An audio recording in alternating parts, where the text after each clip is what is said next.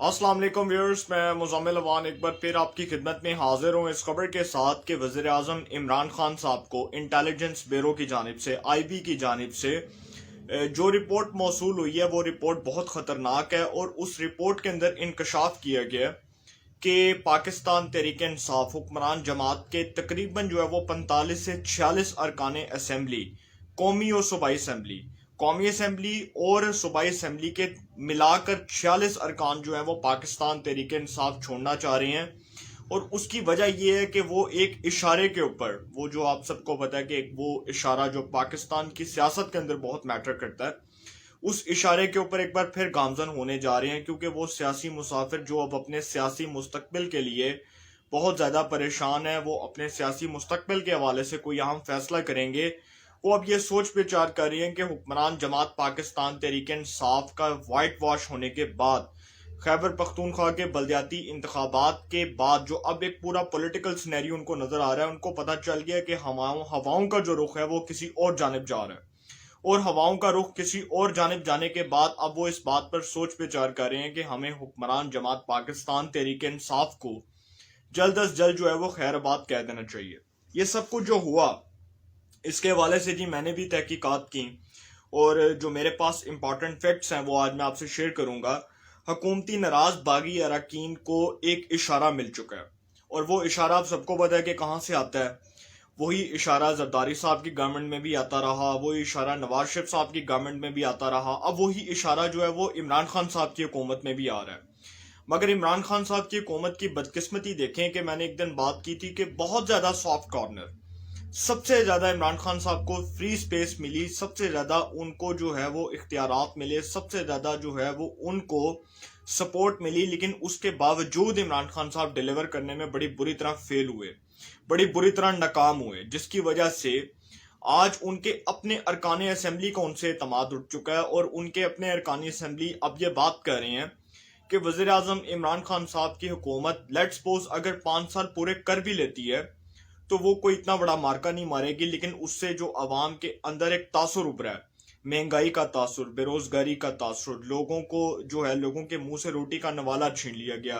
पाकिस्तान की जो अवाम है उसको मकरूज कर दिया गया, तो कौम के लिए तो कोई अच्छी नवीद नहीं है, कौम के लिए तो कोई अच्छी खुशखबरी नहीं है। हाँ, इमरान खान साहब अपने आप को दिलासे दें, झूठे दिलासे दें, झूठे तसलियां दें, वो एक अलग बात है, लेकिन कौम के लिए तो इसमें कोई अच्छी खबर नहीं है, कोई नेक शकून नहीं है। तो अब वज़ीर आज़म साहब जो हैं, अब उनको इस बात पर सोच विचार करनी होगी कि जो आईबी की रिपोर्ट, इंटेलिजेंस ब्यूरो जो हसास इदारा होता है,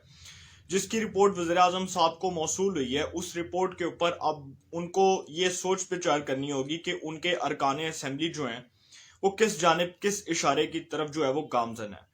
क्योंकि जो आईबी की रिपोर्ट होती है, इंटेलिजेंस ब्यूरो की जो तहकीकात हैं उसमें नवाज शरीफ साहब के दौर में भी इसी तरह की एक रिपोर्ट आई थी। और आप सबको पता है कि जब उस वक्त आफ्ताब सुल्तान साहब जो है वो आईबी के सरबराह थे, तो उस वक्त कौमी असम्बली में जो, अब मैं उनका खैर नाम नहीं लूँगा, नून लीग के वो एमएनए भी हैं और उनका बहावलपुर से ताल्लुक भी है, तो उन्होंने कौमी असम्बली में खड़े होकर ये बात की थी कि जो आईबी की रिपोर्ट है वो हमसे जो मुतल्लिक आई है उसमें बड़े खौफनाक इंकशाफात हुए हैं। लेकिन अभी वो खैर जनूबी पंजाब से उनका ताल्लुक है, वो नून लीग के टिकट पर ही एमएनए है, मुस्लिम लीग नून के रुकने कौमी असम्बली है, साबिक वफाकी वजीर भी रहे। नवाज शरीफ साहब की 2013 से जो 2017 तक की जो काबीना थी उसका वो हिस्सा भी रहे। उसके बाद वो शायद खान अब्बासी साहब की जो है वो काबीना का भी हिस्सा रहे। तो आईबी की जो रिपोर्ट है वो जो वज़ीर आज़म साहब को मौसूल हुई है, उसके मुताबिक अब तहरीक इंसाफ ने अपनी नई हिकमत अमली पर गौर शुरू कर दिया है। और उन्होंने इस बात के ऊपर अब गौर व फिक्र शुरू कर दिया है कि किसी भी तरह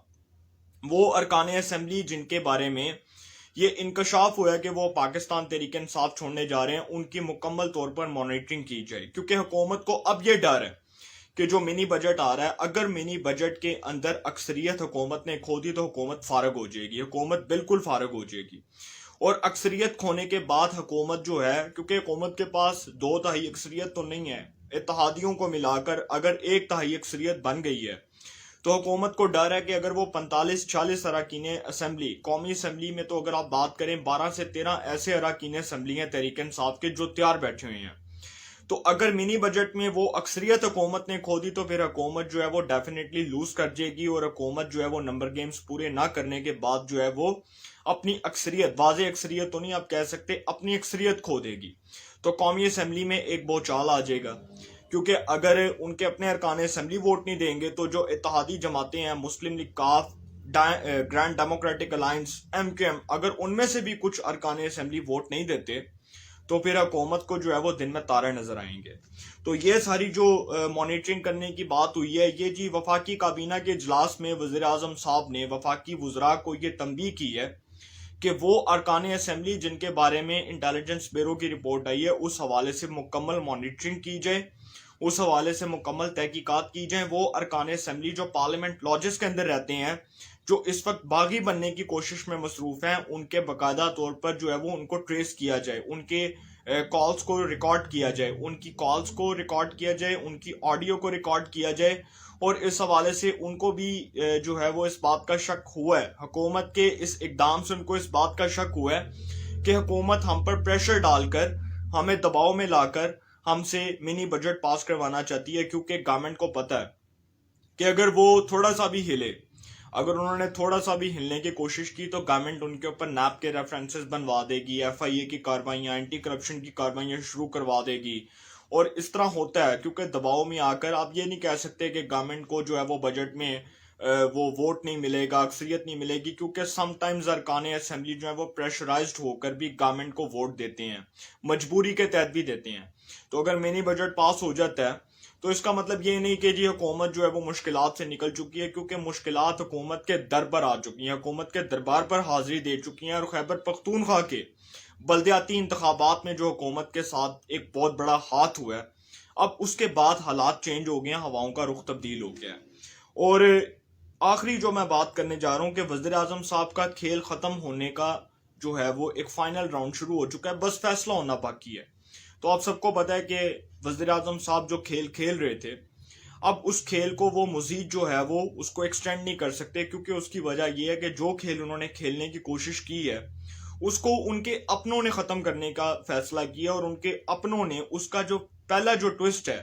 وہ ان کو خیبر پختونخوا کے بلدیاتی انتخابات میں دکھایا. اس کے بعد پنجاب میں ہوں گے، پنجاب میں بھی وائٹ واش ہو جائے گا، اور at the end Imran Khan صاحب کو اس بات پر مجبور کر دیا جائے گا. عمران خان صاحب جو ہیں وہ مجبور ہو جائیں گے کہ اسمبلیوں کو چلانا ان کے بس کی بات نہیں ہے، اسمبلیوں کو ڈیزالو کرنا ہی بہتر ہے. اور اگر وہ اسمبلیوں کو ڈیزالو نہیں کریں گے تو آپ میرے سے لکھوا لیں کہ پنجاب کے بلدیاتی انتخابات جو ہونے جا رہے ہیں اس میں اس سے بھی برا حال ہونا ہے.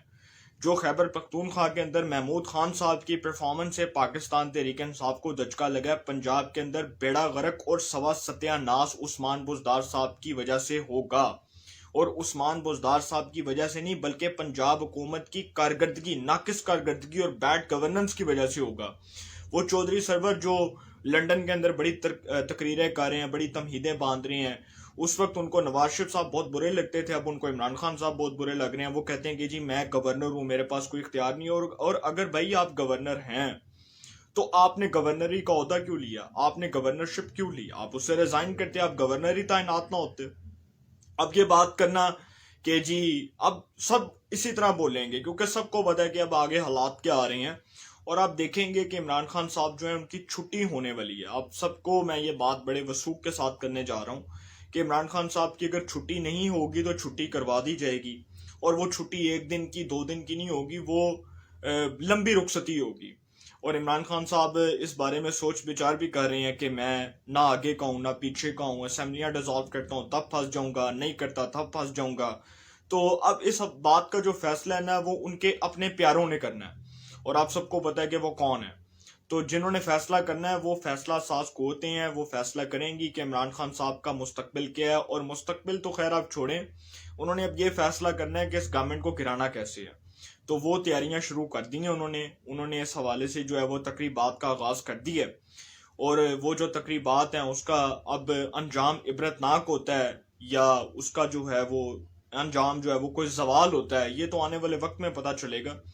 لہٰذا اس حوالے سے جو بھی اپڈیٹس ہوں گی آپ کو انفارمیشن ملے گی، انشاءاللہ پھر ملاقات ہوگی. اپنا بہت خیال رکھیے گا، اللہ تعالیٰ سب کو خوش رکھے، ملک پاکستان پہ اپنا خاص کرم فرمائے.